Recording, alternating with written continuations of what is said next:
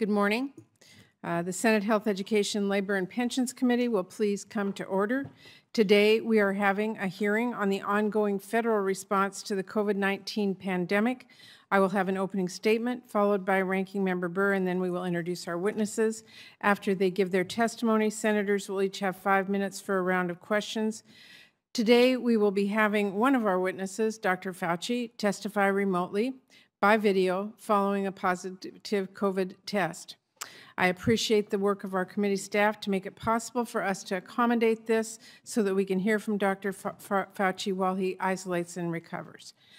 While we are unable to have the hearing fully open to the public or media for in-person attendance, live video is available on our committee website at help.senate.gov. If anyone needs accommodations, including closed captioning, please reach out to the committee or the Office of Congressional Accessibility Services. Before we do get started on this hearing, there's another issue we are all extremely focused on, the formula crisis. Dr. Califf, I understand flooding from the storms has forced Abbott's infant formula manufacturing facility in Sturgis offline once again. So Ranking Member Burr and I agreed, and I would like to give you a moment before we begin to update the committee on the latest with the plant, and I hope you can speak directly to the families in Washington State and across the country about what happened and how you are taking action to get them formula and making sure this doesn't worsen the crisis or delay our work to get formula back on the shelves as soon as possible. So Dr. Califf, I want to return to you for that before we begin the rest of the hearing.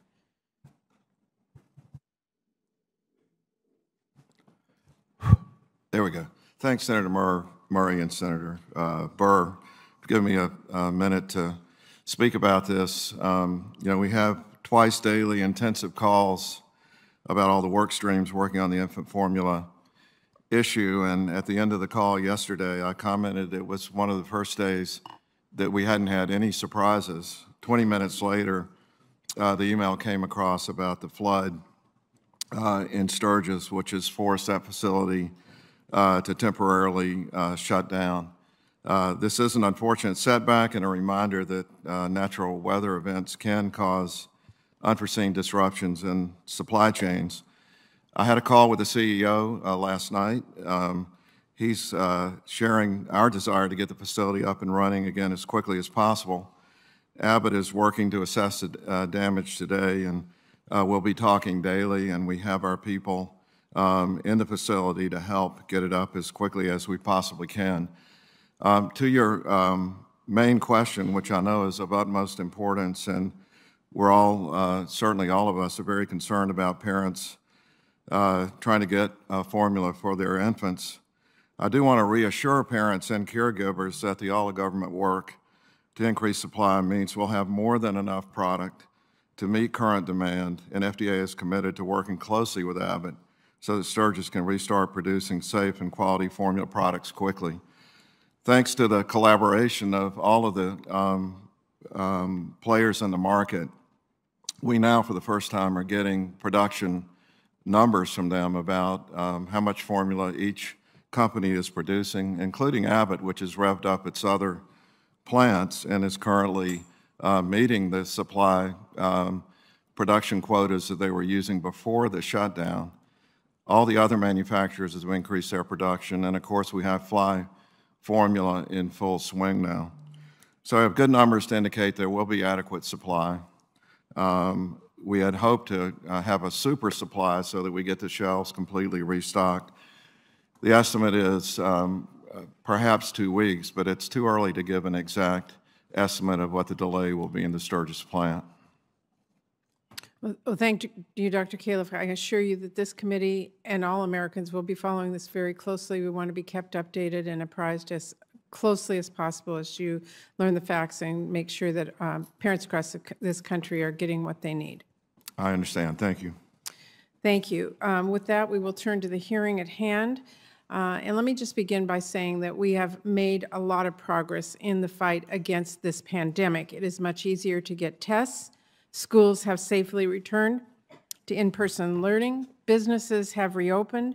There are new life-saving treatments for people with COVID and multiple safe, effective vaccines. and there is encouraging news to suggest vaccines for kids under age 5 will be available soon, something I know that parents across my state and the country are eagerly awaiting. Across the country, we have gotten over 500 million shots in arms. 3 in 4 people have gotten their first COVID vaccination. 2/3 of people are fully vaccinated. This is really remarkable progress, but we have to remember the hardships of this pandemic, especially the early days, and the hard work it took us to get to where we are today. COVID-19 has killed over 1 million people in our country. That is an unthinkable loss. It closed businesses, shifted schools online, and as we all know, a lot more. We cannot afford to get caught off guard by this virus again. We cannot afford to go back. That's why I'm shocked. I still have to remind my colleagues the progress we have made so far was not guaranteed. It was accomplished through congressional action and through robust investments. And what happens next is not a given either. It is up to us to stay the course in our support and investments if we're going to protect our families and communities from whatever this pandemic throws at us next. That's why passing emergency funding to continue our response has to be a top priority for every single one of us.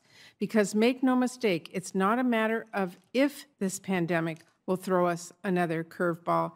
It is a matter of when. That's why emergency COVID funding is not something that would be nice to have. It's something that we desperately need.